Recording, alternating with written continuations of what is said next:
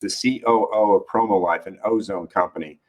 So let me tell a little backstory. I've got a podcast with Dr. Mike Subiak, and we've been in the dental wellness, oral systemic space for 5 or 6 years. We go to conferences, and I've been exposed to this concept of ozone in dentistry.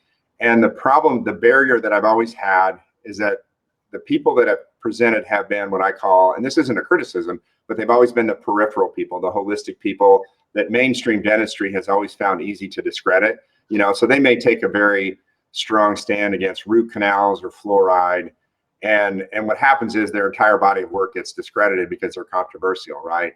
But ozone was a very constant modality in their work. So I knew ozone was legit, but I just never pulled the trigger on it. The other barrier is other websites, the dental ozone websites.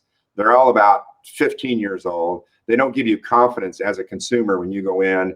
You don't feel comfortable buying, right? And I've really come close on several occasions. So about 3 weeks ago, everything happens. I do a new search, and I meet you, right? And I find the person. So you're a family-owned business. Yep.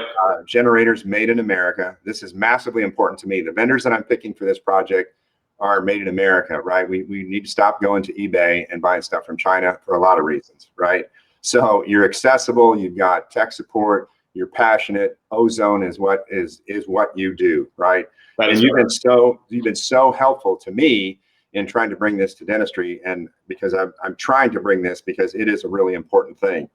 So let me go through here. Let's see. Yeah, that was my first bullet point, made in America. Okay, so let me talk about this for a second.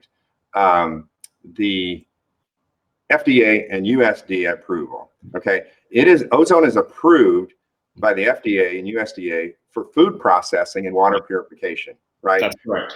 So the use in dentistry would be considered off-label. These are all kind of new terms to me, but I know, people say, well, that FDA thing gets thrown up all the time, right? But it's been used a very long time for purification, okay? Oh, it has. So, I mean, what most people don't realize is drinking bottled water, that's all ozone purified because you have to. There's nothing else that works better than ozone. The organic food industry, ozone's an approved processing ingredients for pretty much washing vegetables and maintaining, keeping bacteria loads off of vegetables. I mean, it has massive uses, and it's just phenomenal as far as what it does. Yeah. So and the other thing too is I'm using the term green disinfectant because I think now with our emphasis on disinfection in offices, and if we're using chemicals on a constant basis all day, I think eventually this chemical load is going to be an issue in an office. Well, absolutely. I mean, and the one thing to note about ozone, it is the most powerful sterilizer, naturally occurring sterilizer on the planet. Right. The only thing that's more powerful is fluorine gas, which has to be man-made. So there's nothing else comes close to it. Yeah. Okay, so I want to talk about the package that you put together because, once again, in my previous inquiries into ozone can be used as a gas in dental treatment, like in root canals for periodontal treatment and stuff. So what I found was that's very technique sensitive. Okay, ozone gas requires training. And once again, a little bit of a barrier and a little bit of a fear factor. It's like, because it has to be handled properly, right? That becomes a barrier. So when I contacted you, I said, man, I just want the water. Okay, I just need, ozonated water because we need to look at our water supplies right now, biofilms, the water that goes in our bottles and stuff. So you put together a very straightforward package for my website, right? And so I want you to describe really quickly the components in the process. It's a tank, it's a generator, and a bubbler. Yeah, it's straightforward. There's 3 components to make ozonated water. You have to have an oxygen feed, which is going to get you that super high concentration ozone that you need. That'll be bubbled or infused into the water. And what's happening is that water will pick up that ozone and start to get saturated with ozone. And we want to hit a certain parts per million level. Half a ppm is considered, a pretty decent disinfectant level, but realistically, we do want to be a lot higher than that, upwards to 2 to 3 to even 4 parts per million in the water, because that's going to ensure ultimate. It'll really ensure that we're killing everything in that the water is coming in contact with. So one of the issues too is the half-life. Okay, so ozonated water, once it's made, starts to degrade, right? So people ask a lot of questions about that. So if you get to 2 to 3 parts per million in your finished aqueous solution, you can probably get an hour out of that. I would say so. And one thing that we're working on, we should hopefully have this done in about 1 to 2 months. It'll take us a little bit, but we have all the equipment coming to do it. Is we're going to do a comprehensive test on what half-life is going to be based upon the type of water you're using. So we have a piece of equipment that will allow us to test that. And so we plan on submitting a pretty detailed report that'll go over half-life breakdown, so people have an absolute understanding as far as how long their water is going to last. Nice. Oh, that's outstanding. You'll be the leader in that, because that's a question I get a lot. Oh, I know. And what blows my mind is nobody has it. It's something that, it has to be done. And we have been, we just put all the pieces in the puzzle to get this completed. And we will hopefully have this done very soon, but we're really excited about launching a project like this. Outstanding. Okay, a couple last things. I want to talk about home use, because now I'm reevaluating everything, right? So I'm going to get a generator for home use, right? Because I want to use ozonated water as a disinfectant in the kitchen. You've got a product for the OzPod for produce. Okay, we need to really, really start. This thing has happened so quickly. It's been hard, to kind of wrap your arms around protocols at home, right? Yeah. What's safe at home. The other thing I had talked to you offline about was N95 masks. Okay, putting those in some kind of a plastic container, infusing them with gas, very efficient. Not very.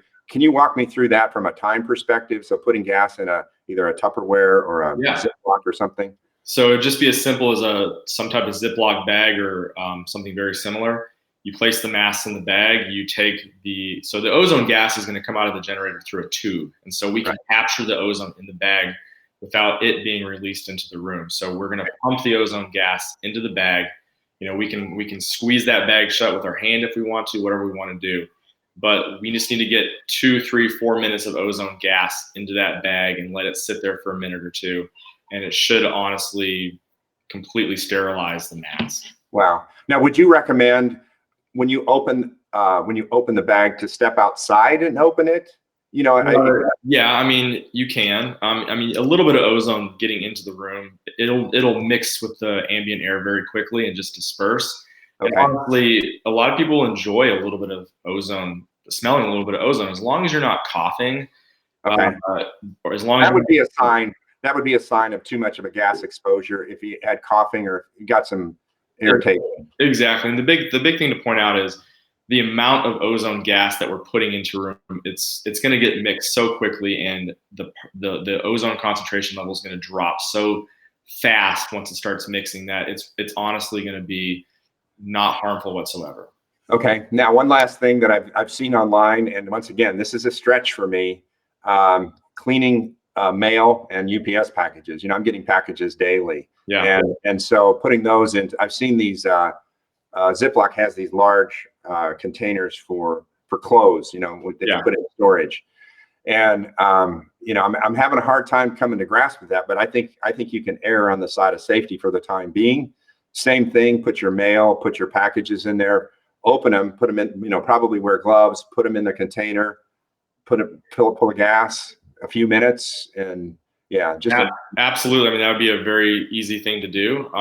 Even just waving ozone across it might help as well. I mean, ozone's such a powerful oxidizer, and it doesn't take long for it to neutralize viruses and bacteria. Okay. Well, I'm so excited that you're helping me out on this project, because it's very, very much needed. Yeah. And so the last thing I want to show is that, so there's going to be a promo code on the website for Phoenix. So if anybody wants to come to your website, there'll be links. You're going to have an entire page on the Phoenix Dental Project.